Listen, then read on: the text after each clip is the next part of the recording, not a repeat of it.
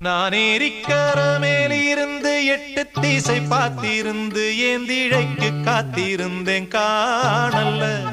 மணி 7 8 ஆன பின்னும் ஊரடங்கி போன பின்னும் சோறு தண்ணி வேணும்னு தோணல்ல.